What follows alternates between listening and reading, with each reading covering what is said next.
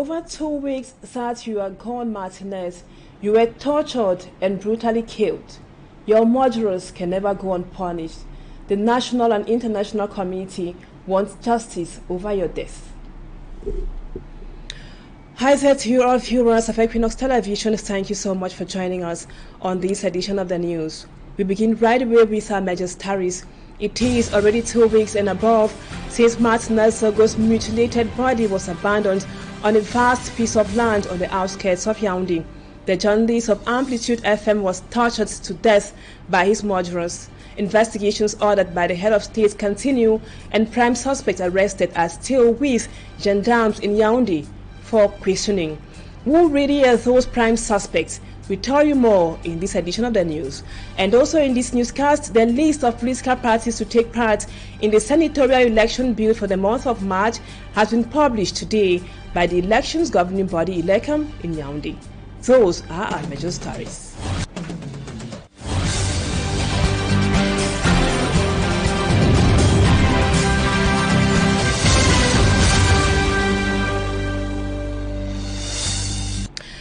Welcome back, viewers. We just told you in the headlines that the list of parties to take part in the senatorial elections to build for the month of March has already been published by the elections governing body Elecam in Yaoundé today. The UPC, the GDC, and the UCDI political parties have been booted out of the 2023 senatorial elections in Cameroon. Their submitted lists were disqualified following the final document published by Elecam. The SDF also got limited in the northwest region only. For me, I'm Trong Sanda now. Tells us more.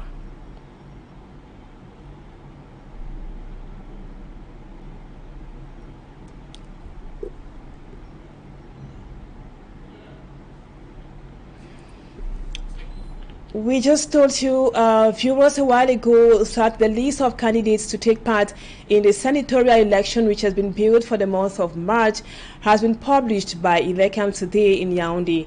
In that list, the UPC, the GDC, and the UCDI political parties have been booted out of the 2023 senatorial elections.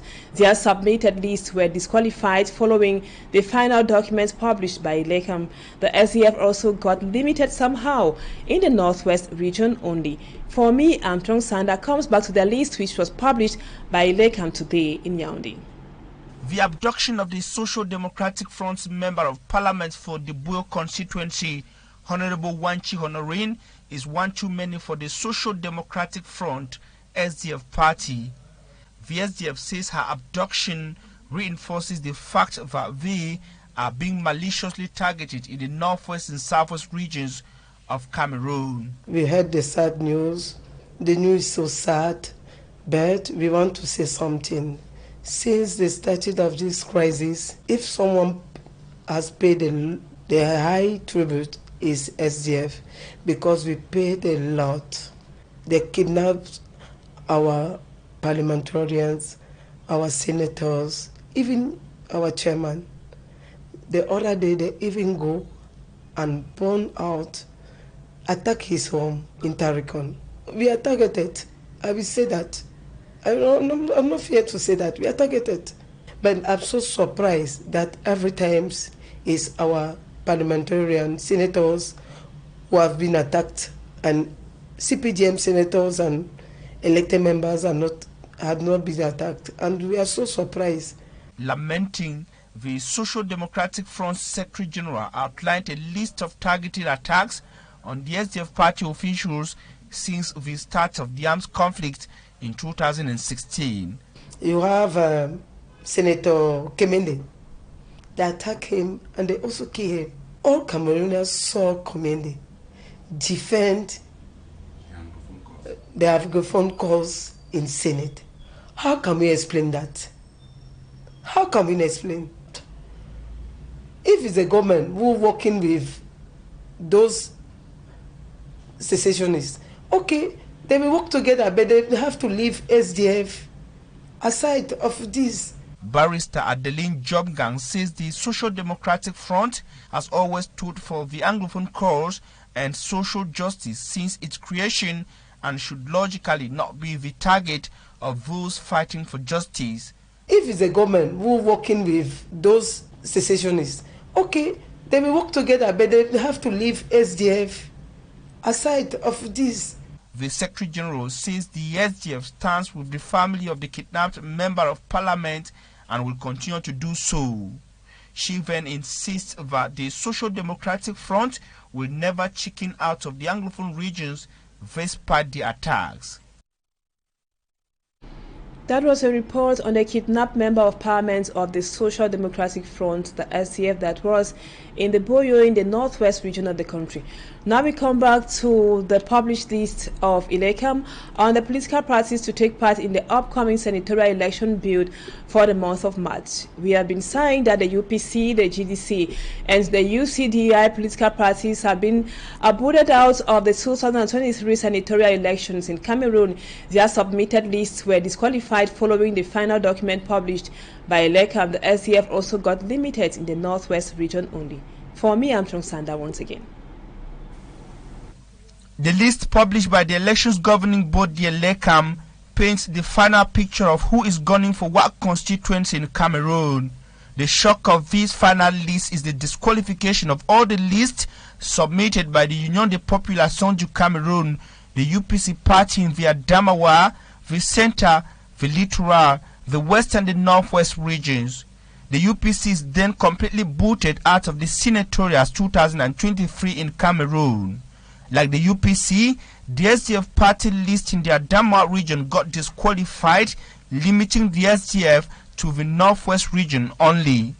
In the Central region of Cameroon, the race got limited in favor of the FDC and the ruling CPTM party, eliminating the GDC, the UCDI and the UPC political parties. Also visible is the ruling CPTM party, which is contesting unopposed in the South and the Southwest regions.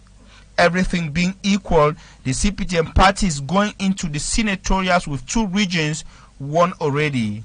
The CPTM party list in the Southwest region is headed by an old guard and Senate Vice President, Senator Fontabe Tando of the Manu Division, then Senator Ote Andro of the Meme Division and Belamoki Charles of the Fako Division.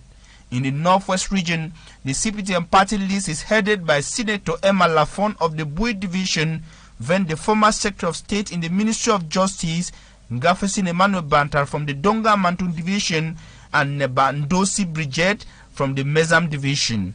The SDF party list in the Northwest region is headed by Senator Vanigansen Mushigele of the Mezam Division, followed by Senator Busule and Adwangam Honore. Thank you for me, I'm from Sanda. Now we talk something else. Inhabitants of the Babung, a locality in the Mongo division of the Littoral region, have staged a protest demonstration in front of a forestry exploitation company. They say they are furious the company has never fulfilled its promises of meeting up with its social responsibility, such as providing roads and potable water in the area. Innocent Aze has more. Seasonal roads in Bambok, a locality in Lum, Mungo division of the Littoral region, rendered impassable by trucks transporting timber, thereby hindering mobility of locals and their goods. Tired of this suffering, the disgruntled locals decided to storm the wood exploitation company that failed to rehabilitate the roads they damaged. In anger and frustration, they expressed disappointment at authorities of this company who, upon arriving in the locality for their forestry activity, promised to rehabilitate the road, a promise they have failed to fulfill, even that of providing potable water to the locals. It is horrible. The roads are completely inaccessible. They were to start rehabilitation works in January. We are now in February and nothing has been done. They were also to provide us a borehole, yet nothing. The visiting divisional officer of Lum, Martin Fabrice Mfono Modo, met with both parties to amicably resolve the matter. I carefully listened to the population and authorities of the company. I believe our clarifications and plea for understanding and patience will help resolve the tension. In the meantime, officials of this wood exploitation company have promised to take fruitful actions the local administration has promised to monitor. And now in health, about 500,000 people have died in sub-Saharan Africa caused by the consumption of fake drugs. An investigative report carried out by the World Health Organization reveals that some government officials, employees of pharmaceutical companies, law enforcement personnel, and health agencies are brains behind the trafficking of fake drugs in African countries. Immaculate Fogwe tells us more. Despite efforts made by health authorities to curb the sale of counterfeit drugs, medics in Cameroon decried the increasing proliferation of these drugs in major cities and hinterlands. They are raising concerns that these drugs are a major threat to public health. According to a recent report made public by the World Health Organization, fake medications account for 500,000 deaths recorded in sub-Saharan Africa. The United Nations affirms that 605 tons of fake drugs were seized between 2017 and December 2021 in West Africa. Out of the 500,000 deaths, about 169,271 cases are linked to the consumption of antibiotics of low quality used to treat pneumonia in children. Meanwhile, 267,000 deaths recorded are linked to fake and substandard anti-malaria medicines. According to the World Health Organization, thanks to an investigation carried out, it was realized that some government officials, employees of pharmaceutical companies, law enforcement personnel, healthcare agencies, and roadside vendors are behind the trafficking of the drugs. In the report, the World Health Organization calls on heads of government to introduce laws that will better regulate drug trafficking offenses. And now we talk education. Baccalaureate holders of the Francophone subsystem of education will soon have to disburse thousands of francs CFA before withdrawing their certificates. This is among several decisions arrived at by l'Office du Baccalaureate or the Baccalaureate Board. Glory Mala tells us more. The resolution of the Office du Baccalaureate was arrived at on 16th of January 2023. According to the release, the fees for the certification of documents and other services for official examinations has been modified. Candidates preparing to sit in for these exams will be obliged to readjust their budget for the end-of-year exams and the obtention of their certificates. The head of the Baccalaureate office says the cost for the identification of certificates or transcripts will be between. The resolution of the Office du Baccalaureate was arrived at on 16th of January 2023. According to the release, a fees for the certification of documents and other services for official examinations has been modified. Candidates preparing to sit in for these exams will be obliged to readjust their budget for the end-of-year exams and the obtention of their certificates. The head of the Baccalaureate office says the cost for the identification of certificates or transcripts will cost between 5,000 francs and 20,000 francs CFA.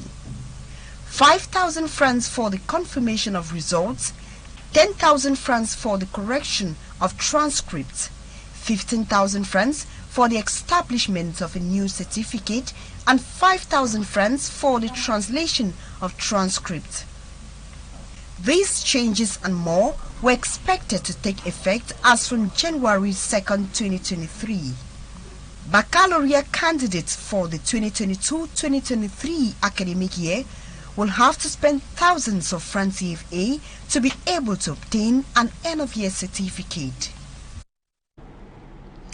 And now in other news, improving upon the economic situation of Cameroonians through sustainable development is one of the goals of the United Nations country team meeting in Cameroon. The UN says the war in Ukraine has greatly affected nations across the world, especially in Africa, making it difficult for them to have what to feed their families adequately.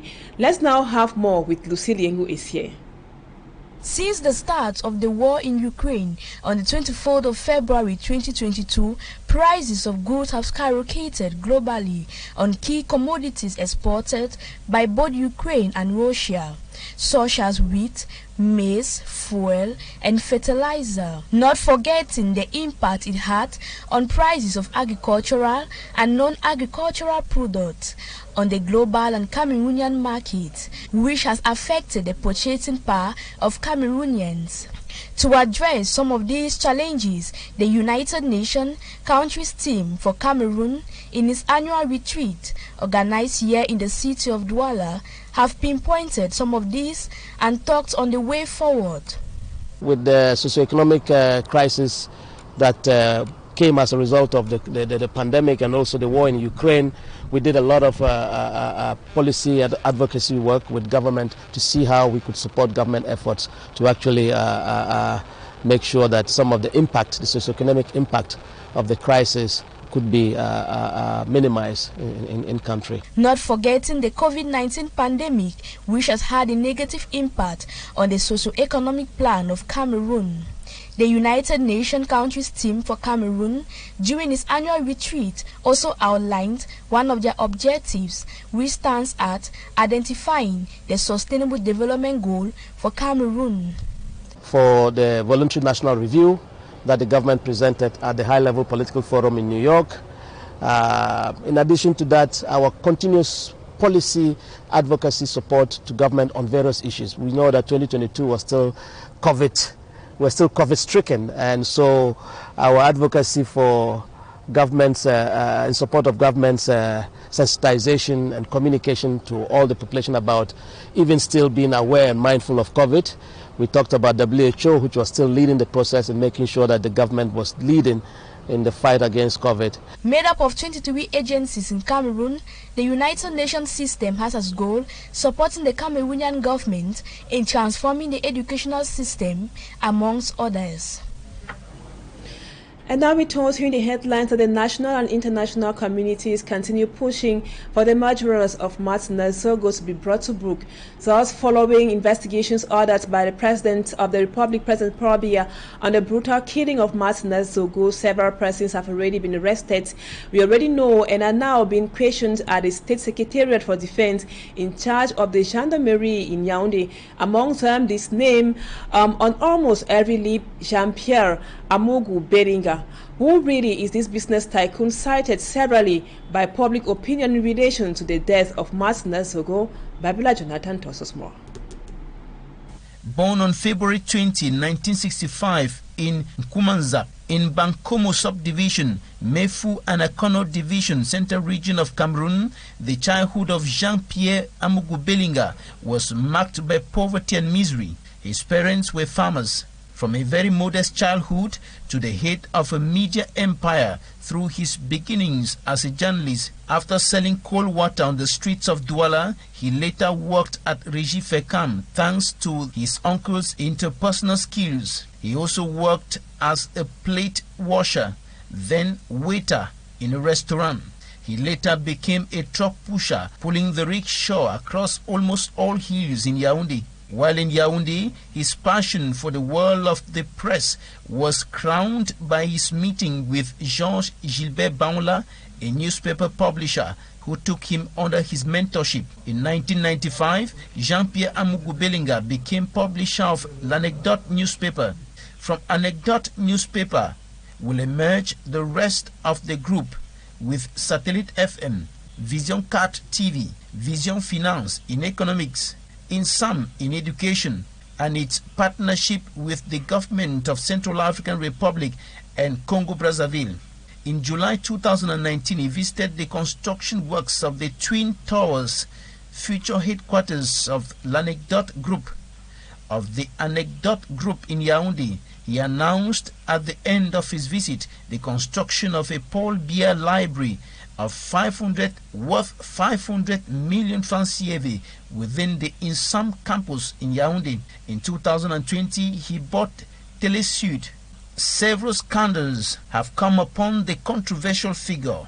His exchange with former Minister Patrice Ambasala on the lack of gratitude following the purchase of land at 80 million francs CFA in Kribi, and the broadcasting of telephone exchanges with the Cameroonian ambassador in the Central African Republic, the accusation of people from the West, notably the Bamileke, of being poor guys, of being, in quote, poor guys, and the reaction of the ambassador to his superiors. In a dispute over a supposed gesture of thanks, Equatorial Guinea denied having given money to Amugu Belinga. His enterprises are said to be financed with money illegally withdrawn from Cameroon's state coffers. In February 2023, Jean-Pierre Amugu Belinga is now under investigation in connection to the assassination of journalist Martinez Zogo, who investigated and denounced his alleged ill-gotten wealth. He is suspected of being the mastermind of the crime. Amugu Belinga has 3 wives, including Magistrate Sarah Limunga Itambi, Melissa Amugu Belinga, an employee of the television channel Vision Card, who became his wife.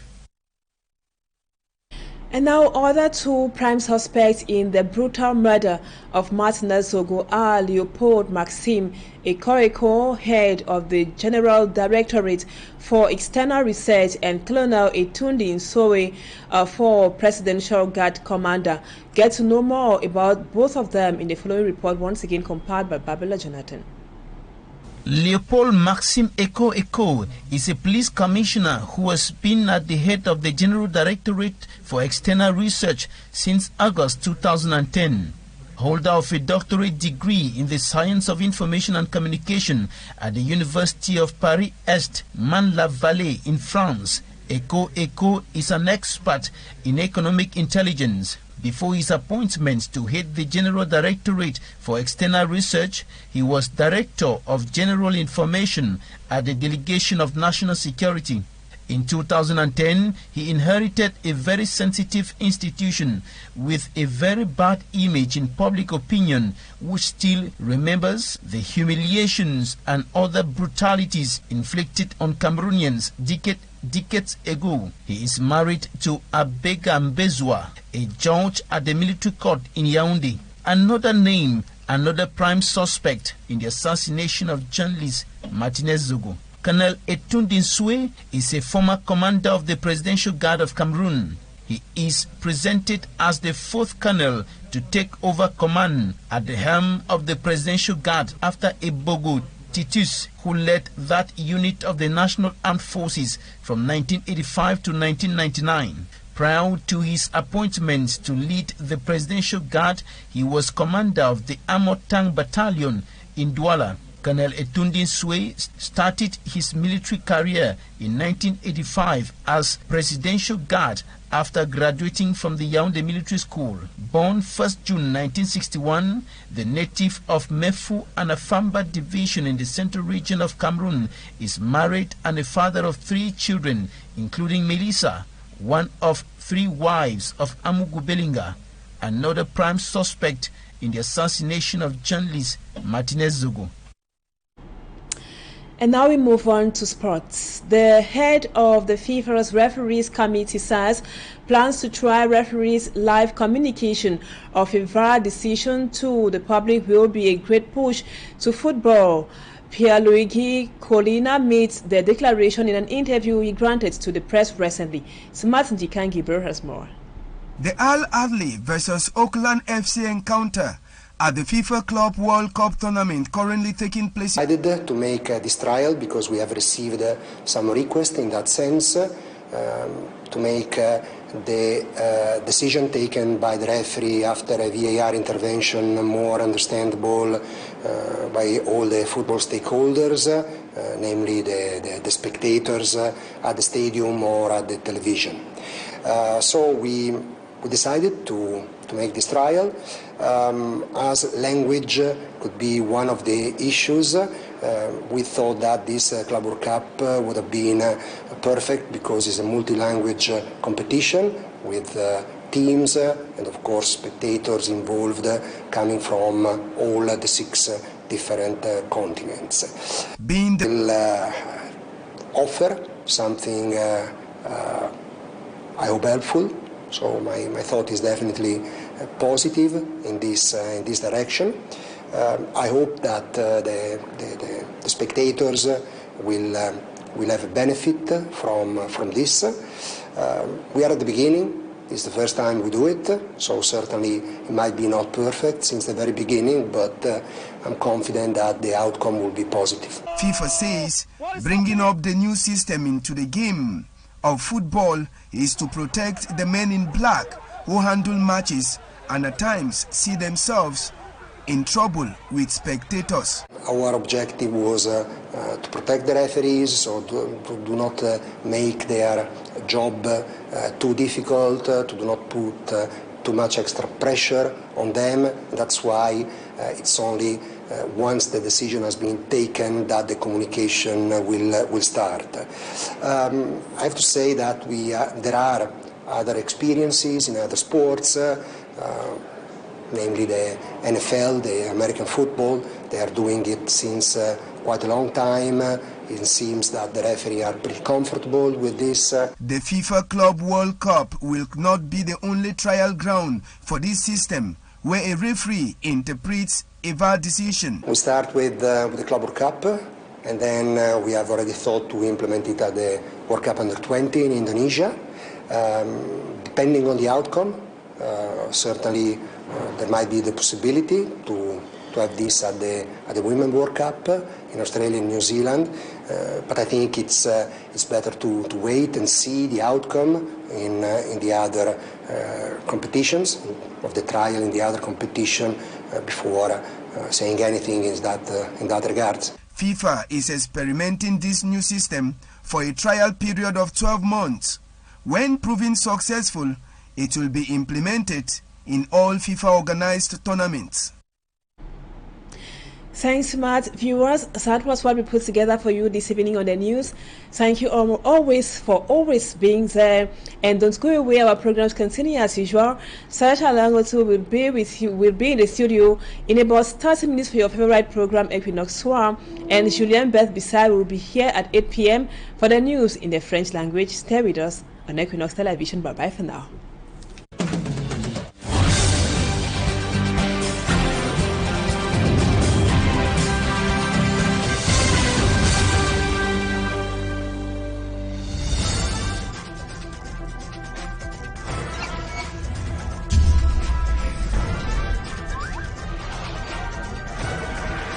Equinoxe Télévision, au-delà de l'image, nous rendons compte.